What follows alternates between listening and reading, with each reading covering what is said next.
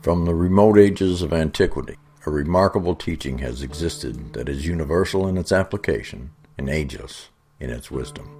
Fragments of it are found in the Samaritan hieroglyphics and on tiles and stone dating back some 8,000–10,000 years. Some of the symbols, some as for the sun, moon, air, water, and other natural forces, are from an even earlier age preceding the cataclysm that ended the Pliocene period. Just how many thousands of years previous to that this teaching has existed is unknown. To study and practice this teaching is to reawaken within the heart of every man an intuitive knowledge that can solve his individual problems and the problems of the world. Traces of this teaching have appeared in almost every religion. Its fundamental principles were taught in ancient Persia and Egypt, India, Tibet and China, Palestine and Greece, and many other countries.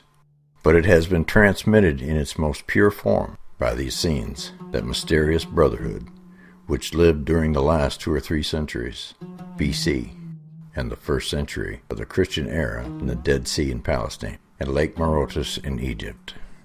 It's in Palestine and Syria the members of the brotherhood were known as the Essenes, and in Egypt 𝐓𝐒𝐈𝐿 were healers. The origin of the brotherhood is said to be unknown, and the derivation of its name is uncertain. Some believe it comes from Enoch and claim him to be their founder, their communion with the angelic world having been first given to him. But whatever their origin, it is certain the Essenes existed for a very long time as a brotherhood, perhaps under other names in other lands. The teaching appears in the teachings of the Zoroaster, who translated it into a way of life that was followed for thousands of years. It contains the fundamental concepts of Brahmanism. The systems of India sprang from this same source. Buddha later gave forth essentially the same basic ideas, and his sacred Bodhi tree correlated with the Essene tree of life. Ancient Greece also followed these principles and a way of life. The same teaching was an element of the Adamic culture of the Phoenicians, the Alexandrian school of philosophy in Egypt, and contributed greatly to many branches of Western culture, Freemasonry, Gnosticism, the Kabbalah, and Christianity. Jesus interpreted them with the 7 Beatitudes of the Sermon on the Mount. The Essenes lived on the shores of the lakes and rivers away from cities and towns and practiced a communal way of life, sharing equally in everything. They were mainly agriculturists and arboriculturists, having a vast knowledge of crops, soil, and climate conditions, which enabled them to grow a great variety of fruits, vegetables, and in comparatively desert areas with a minimum amount of labor.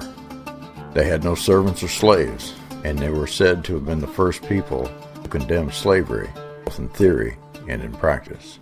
There were no rich, and there were no poor amongst them, both conditions being considered by them as deviations from the natural laws.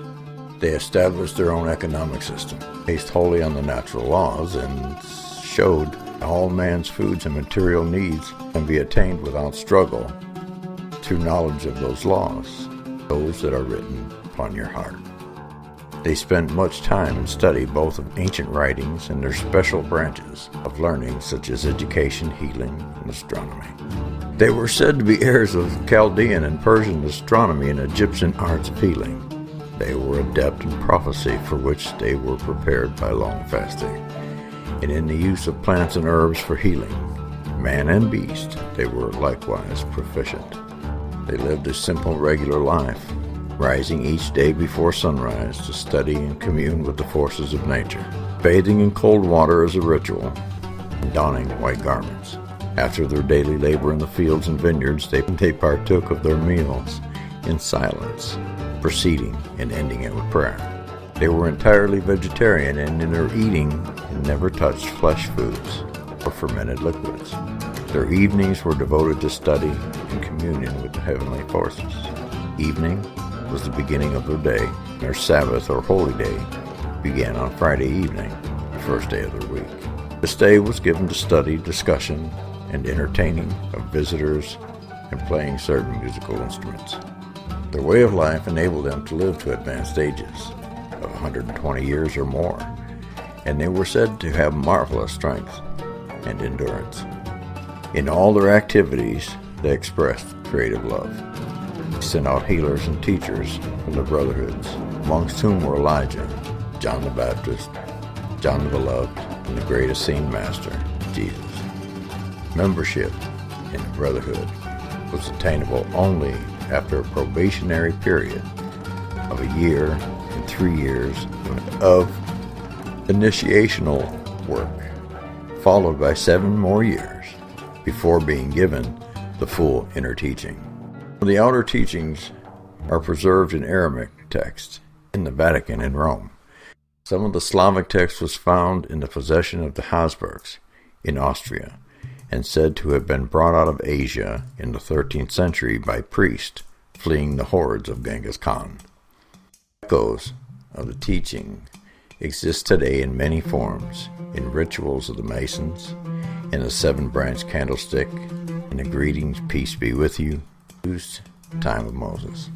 From its antiquity, its persistence through the ages, is evident the teachings could not have been the concept of any individual or any people, but it is the interpretation by a succession of great teachers of the law of the universe, the basic law, eternal and unchanging as the stars are in their course, same now as 2 or 10,000 years ago, and as applicable today as then. Teaching explains the law and shows how man's deviations from it are the cause of all his troubles, and gives the method by which he can find his way out of his dilemma. The Essene teachings, Gospel of Peace. Quem é igual a ti, ó Senhor, dentre os deuses? Elim.